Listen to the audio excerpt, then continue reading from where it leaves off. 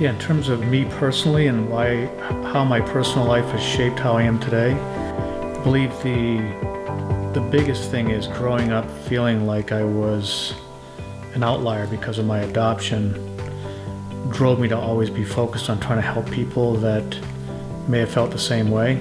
So any underserved communities, as I refer to them.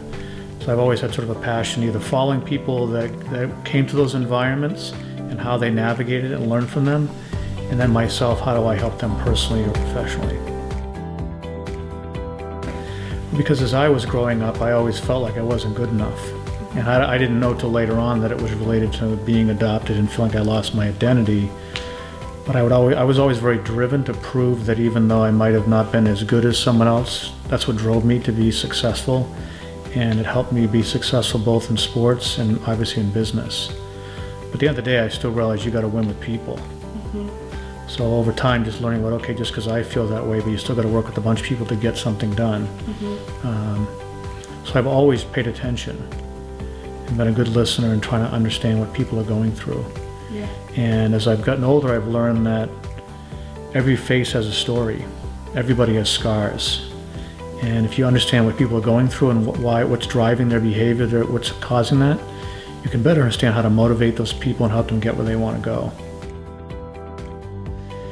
Moving from this corporate world, which is really doing what you need to do, meaning that you feel like your identity is wrapped around who you are and what you do. So you'd always say, you want to be able to say to your kids or your friends that I'm a VP of this, I'm a CEO of this, whatever. It's almost doing what you want to do. And it was about 4 years ago now, I was talking to someone and they said to me, are you doing what you want to do or what you need to do? And I didn't know what they meant. And he described it, so you're doing what you need to do because you want to have this identity that you're important and you have a title that says you're important. But I can tell that's not really what you want to do. And that was a game-changing moment for me. And since that moment, I said, okay, what is it I want to do and how do I go do that? And I realized once I figured it out, that's why I jumped over, got off the stage and started doing this. And then once I got in and declared, I always tell people when you declare where you want to go, people just show up in your life. Yeah, there is this, call it social rigging if you want, but there is a power base, whether it's at companies, nationally, whatever, that people who have power and money are in control. And do all the research, and I'm intellectually curious by nature, so I read a lot. And it's been going on for hundreds of years. There's always like a power base, people that want to control the narrative. And I feel like today the divide is so dramatic that the country is suffering. And yet, there are people in rural communities, urban communities, suburban communities that are more than willing to try to step up and do something, the youth of today, but they're not given the opportunity and access anymore because everything has become, it costs a whole bunch of money to play sports today.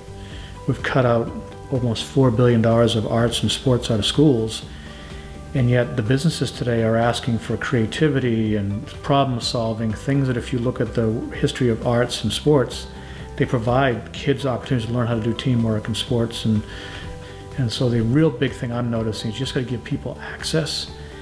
And I believe there is an unwritten social contract that we have in society today that's been missing that says, no, our job is to make sure society moves forward and is successful. And we're missing that. But underneath all the noise we're reading about, I believe there's a groundswell of people that have a different way of doing things. They're just operating independently today. So part of what I want to do is to connect this access, get everyone together and start creating a movement. And back to what I said before, I believe based on my personal background, I have the drive. I get out of bed because I feel for these people that want to help. But I also have a corporate background. I know how to solve complex problems. And I want to be a part of the solution.